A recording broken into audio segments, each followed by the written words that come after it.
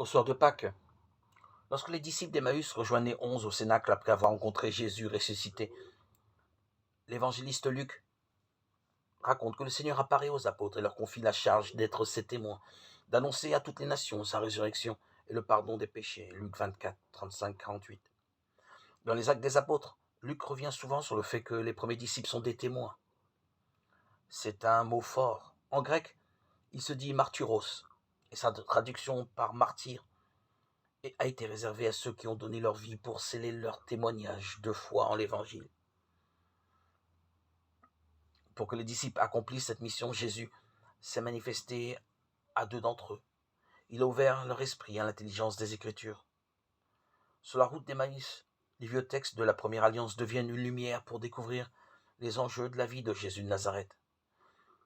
Ne faisons-nous pas le même chemin lors de nos pèlerinages? La parole nous conduit à l'action de grâce du ressuscité. Le premier à porter ce témoignage fut Pierre au matin de la Pentecôte.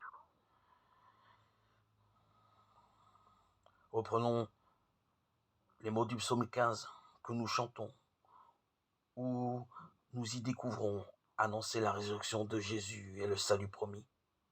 Avec les pèlerins d'Emmaüs, accueillons Jésus qui nous rejoint sur la route de nos vies.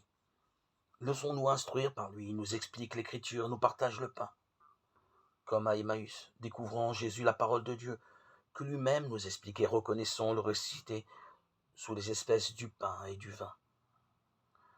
Son esprit se révèle à l'œuvre dans nos vies depuis si longtemps. Il y fait naître notre action de grâce, avec un cœur tout brûlant. Garde à ton peuple sa joie, Seigneur. Toi qui refais ses forces et sa jeunesse, tu nous as rendu la dignité de fils de Dieu, affermi notre espérance dans la résurrection du Christ.